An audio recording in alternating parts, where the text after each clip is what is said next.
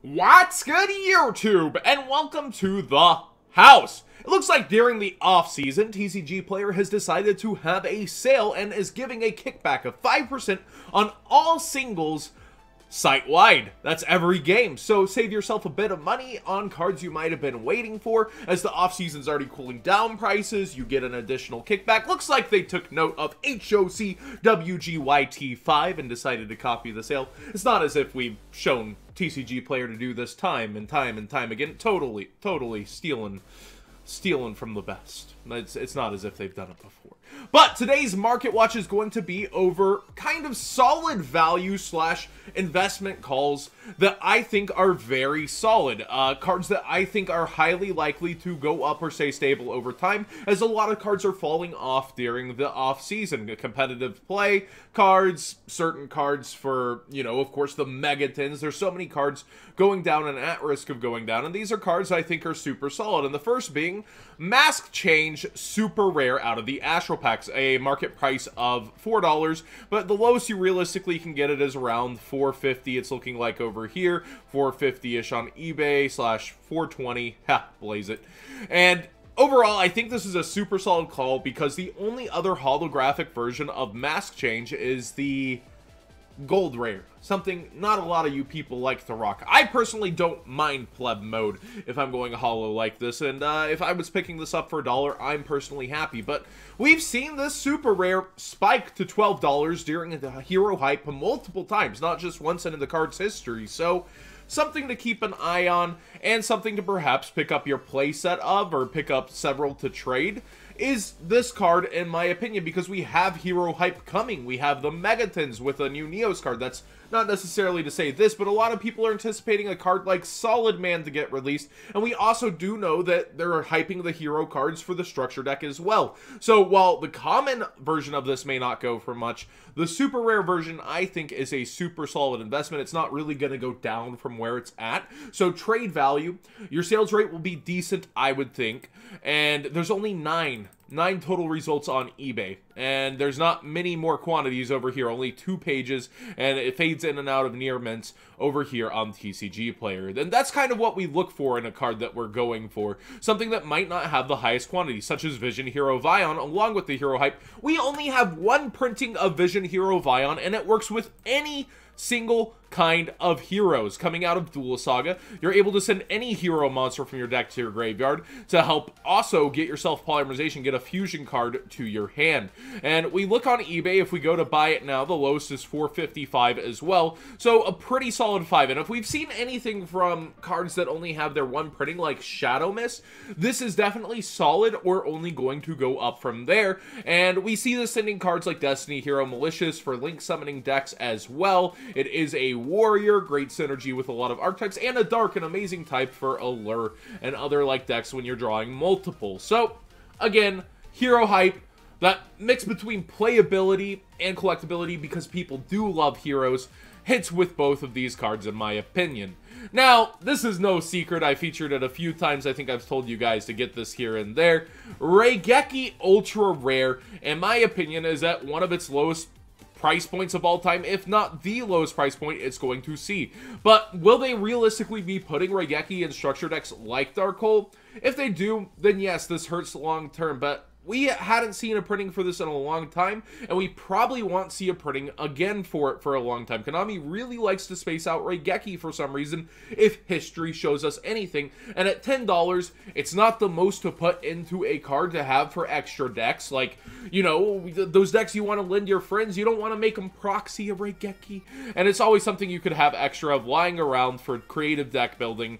I think it's the perfect time to get your extras. I would go for these lower first eds. Do be aware there's unlimiteds while you're buying on other platforms, and while you're searching for trades, kind of try to go for the first eds over the unlims in my opinion. Now, Legendary Collection Kaiba in general does have its unlimited printing. There are a lot of them running around.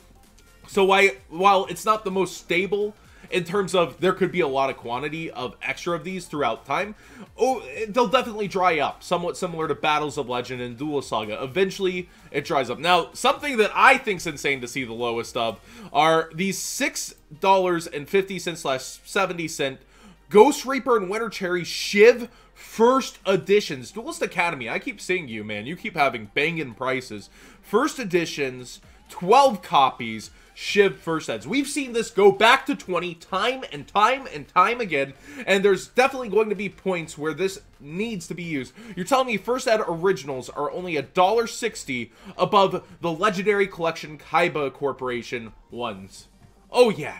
Oh, our collection, but you know what I'm going with? I'm definitely spending that extra $1.60 every single time and going with this. In fact, if I still bought and sold cards, I would have bought these out before ever showing them on Market Watch. So you guys get a chance at that. You guys get to go for it, but definitely out of all the variants, we see even the Secret Rare Megatons below price of the Ultras. The off-season is insane. This is highly welcome. I like to see these cards under $8, but oh, these are the perfect time.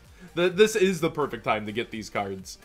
The Delinquent Duo, we see it at a $1.75 unlimited play before $2. Again, I'm just gonna stress that this is a higher rarity version of the card in some senses, but it's definitely not the highest rarity. First ed original isn't going to be beat. A lot of people do like the super rares, but we probably won't see another reprint of this for a long time, similar to Exiton Night, how it's still banned and got a reprint. This is most likely staying banned.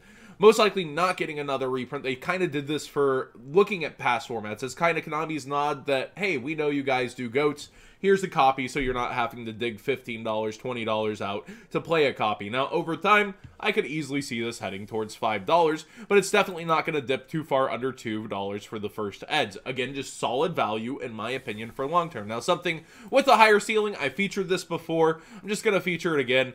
It's at $1. At $1, and we see every other version. If we go Blue Eyes Ultimate Dragon is far above that, and we have a secret rare printing of it. Yes, of course, like Retro Pack's older and is always going to be insane, but we see the you know, DLG 1 Supers, market price 15. We see the gold rares sitting market price 6. All these different holographic versions, even the premium gold is sitting at 3. You're telling me a nice looking secret rare is not going to eventually pass a premium gold? I'm pretty sure it will. So, just a note there. Book of Moon Champion Pack has always been one of the most insane cards, and we see the Ultra Rare still sitting around 10. We've seen this spike a few times. Just a note, I think the DTs and Secret Rares are where I would personally want to be, and the Secret Rares are really easy investments right now. They're not going to dip far below $2 most of the time. They're like at a $1.50 market price. So right now, I would snap as many as I could under the $2 mark, because if there's any sort of ban list that finally looks at this card and says, this is okay at 3, just like Compulse.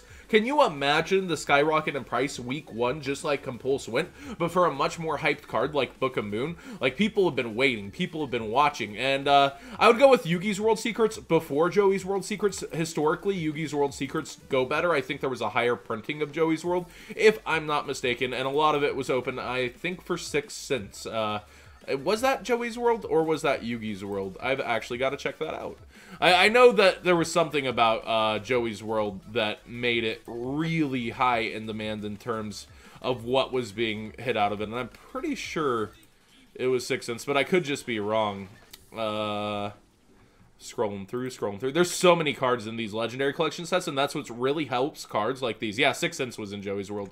What really helps a lot of these cards, though, is that there are so many cards in the older Legendary Collections, so seeing prices like that, it's pretty nice. Stuff like Secret MST as well. Decent pickups there. Basically going for the staples. And we see on eBay, $1.70, $1.70, so there's a few at $1.50 over there. Secret Rare Trade-In, I personally think it's a good pickup. There's not too many holo variants. There's Super, Ultra, and Secret for trade-in. And then the commons always had pretty nice worth, hovering around the $1. So the fact that the holographic versions are sticking so close to that price, and we do see it slowly going up from its market price here, but plenty available still under the $3 mark over here on eBay, it's a good pickup for now. I think there's plenty of Blue Eyes players who are going to play this, but over time there's going to be more level 8 monsters. Eventually something's going to break in into the level 8 type. Once again, it's a very famous level type, as you might have noted from the Blue Eyes. And I personally think getting the secret rares are best, even though it's out of Kaiba's collection where there will be a higher quantity. People are going to like it more than the Ultra. And the only rival might be the Super, which is out of Destiny Soldiers. But I think the Super and the Secrets are my best picks. Although, I get why people like the Ultra out of Joey's World. And again, a Joey's World called... All three of these are things I would personally slowly pick up. I could see them being easy 5s one day. It's unlikely to get hit with more holographic versions anytime soon. But I've been wrong, right, Konami? Just another Allure reprint. Another Foolish Burial Goods. Cosmic Cyclone Ultimate Rare over here at $20. And let me know if the fridge sound is actually... I'm going to have to review that, see if it picks up, because I hear it through my headphones. This Yu-Gi-Oh! Fridge over here. Finally got myself one. Cosmic Cyclone, sitting at $20 from a market price of $25, falling off during the off-season. We see it at $20 on eBay cheapest too. I think once Trickstars get hit, this could find its place and way back into side decks in the meta once again. It might take a deck like True Dracos, realistically, to make us see play, but if Light Stage gets hit or Trickstars take a dive in playability, that's when back row might be able to see its way back in. The ability to lock down back row for free through that deck really hurt it in the meta. But I would think one day we'll see a resurgent, and the Ultimate Rare, how much further can it really fall from 20? Maybe 15, maybe, but so unlikely. So I would definitely consider the Ultimate Rares right now. There's a pretty low quantity, 15 over here on eBay. Duprog Super Rare, $3, not bad at all, under market price. I think it's a pretty good time to pick those up right now. And the final one is Anti-Spell Fragrance. We just see the cheapest variant still at $5, mainly because Sky Strikers and Pendulums both were things that it hit. So it's quote-unquote higher than it was before, where it sat at 3 while it wasn't seeing use. In my opinion, though, it's still a really great card to have, even if it could go down. It's been a year since that Battle of Legend printing, and I think we could continue to see this stay stable, if not go up over time, if we don't see more printings of it. Or if it doesn't get limited one day. I would be really surprised if it did, because it's not necessarily a problem, but more of a check and balance to the Pendulums. And I think Konami personally likes this. And on a final note here, outside of Market Watch, I want to go over one thing with you guys real quick here.